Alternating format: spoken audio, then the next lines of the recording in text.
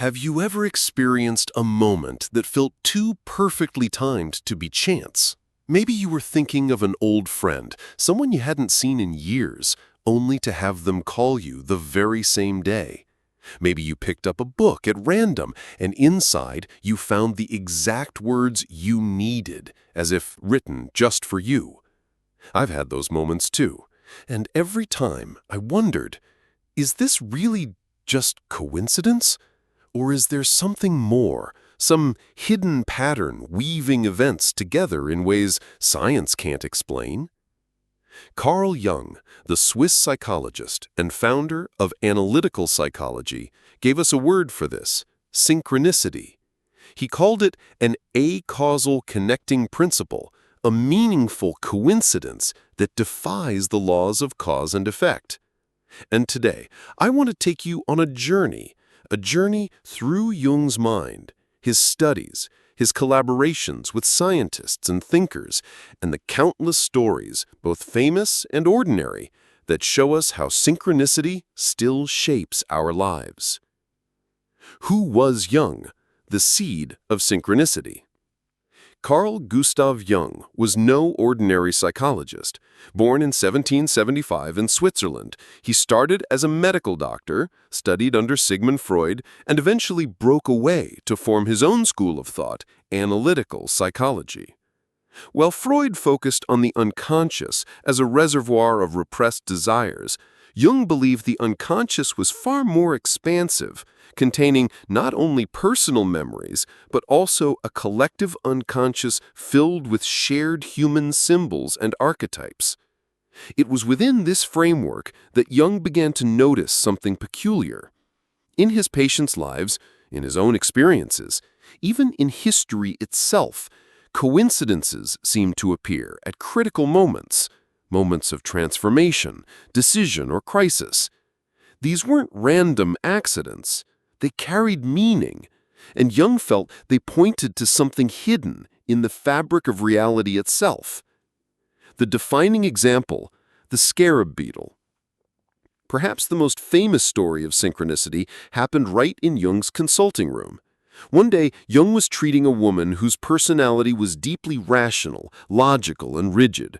She prided herself on her skepticism, but this rigidity had trapped her in suffering, unable to break free from her patterns. During one session, she told Jung about a dream she had of a golden scarab beetle. At that exact moment, Jung heard a tapping on the window behind him. He turned, opened it, and a beetle flew in, a rose chafer, the closest thing in Europe to a scarab. He caught it and handed it to her, saying, "Here is your scarab." The patient was stunned. This improbable coincidence pierced her logical armor and opened her to change. For Jung, this was a defining example. The inner world of dreams and the outer world of events had collided in a meaningful way. This was synchronicity. Jung defined synchronicity as the occurrence of two or more events that are meaningfully related but not causally related. In simpler terms, chance coincidences are random with no meaning. Causal events have a direct cause and effect link. Synchronicities are coincidences that feel charged with meaning even though no physical cause connects them. For Jung, synchronicity was not magic. It was a principle that revealed how the psyche and the material world might be connected in ways science hadn't yet explained. He suggested that psyche, the inner world, and matter, the outer world, are two sides of the same coin, sometimes mirroring each other in mysterious ways. Jung and Science, Conversations with Pauli and Einstein. What makes this even more fascinating is that Jung didn't develop these ideas in isolation. He was in dialogue with some of the greatest scientific minds of his time. He had long conversations with Albert Einstein, who once explained to Jung the idea of relativity, how time and space are not absolute, but interwoven. Einstein's thoughts seeded Jung's reflections on how time itself might bend in ways that allow synchronicity. Even more influential was Jung's friendship with Wolfgang Pauli, a Nobel Prize-winning physicist. Pauli was fascinated by Jung's psychology, and Jung was fascinated by Pauli's physics.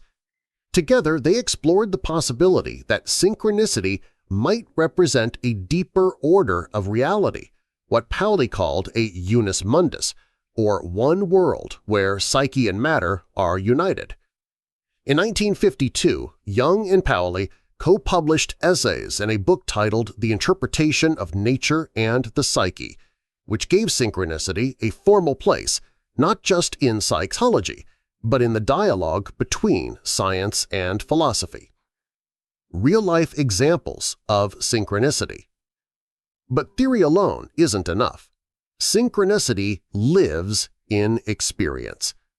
Let's explore a few striking examples that echo across history, literature, and everyday life.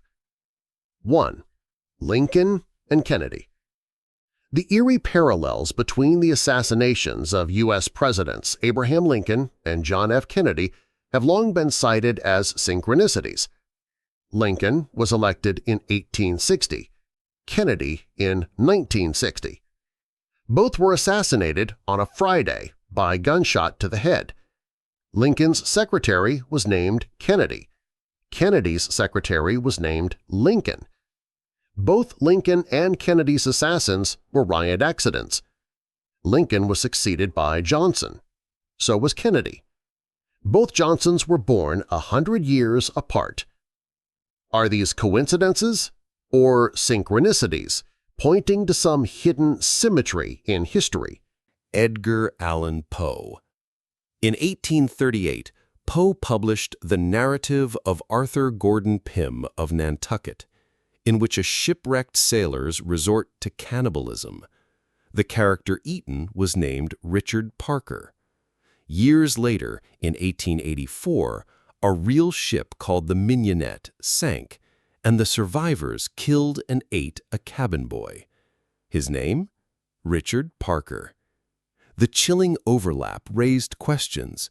Was Poe's tale prophetic or an uncanny synchronicity? 3. Personal stories. Beyond famous cases, countless ordinary people report synchronicities. A man searching for a new apartment finds a flyer on the street with his exact name and contact details, but for someone else. It leads him to the place he eventually rents. A woman, thinking about changing careers, sees 3 unrelated people in one day mention the exact profession she was considering. A grieving widow dreams of her husband, and the next day she finds a lost letter from him tucked into a book she hadn't opened in years. For those who experience them, these moments don't feel like chance. They feel like the universe whispering. Why do synchronicities matter? Jung believed synchronicities often appeared during times of deep psychological transformation, when we're on the edge of change, healing, or new understanding. For patients, these moments can break through rigid worldviews, much like the Scarab beetle did. For individuals, they can serve as guideposts, affirmations, or catalysts for decision-making. Even if we explain them as probability, their meaning to the experiencer is undeniable. Skepticism and debate. Of course, not everyone is convinced. Statisticians argue that given enough time and enough events, coincidences are inevitable. Mathematicians speak of the law of truly large numbers. With billions of people and infinite possibilities, improbable things happen every day. But Jung would argue what makes synchronicity distinct isn't the improbability, it's the meaning we experience in the event. For Jung, psyche and matter are intertwined, so when an event resonates deeply with our inner world, it becomes more than coincidence, it becomes synchronistic. Modern resonance, synchronicity today. Even in our modern, data-driven world, synchronicity continues to fascinate. In relationships, people describe meeting the right person at the right time through seemingly random encounters.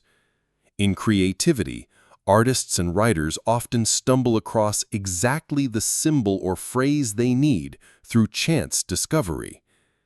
In science, breakthroughs sometimes come through serendipitous accidents.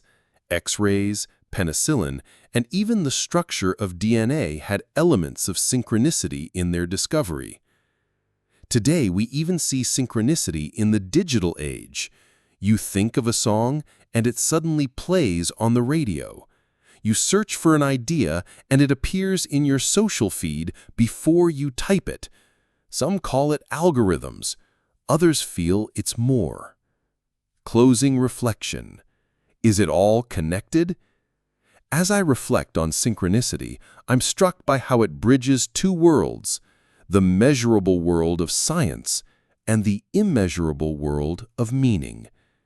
Maybe it's true that coincidences are just chance, or maybe, as Jung believed, they are glimpses of a deeper unity, a world where psyche and matter are connected in ways we don't yet understand.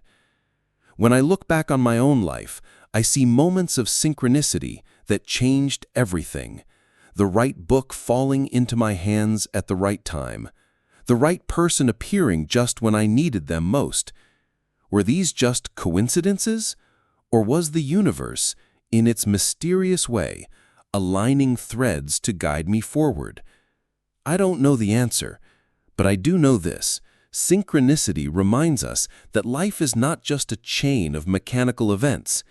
It is a story rich with meaning, mystery, and connection. And sometimes, when the inner world and the outer world meet, the universe seems to whisper, "You are exactly where you need to be."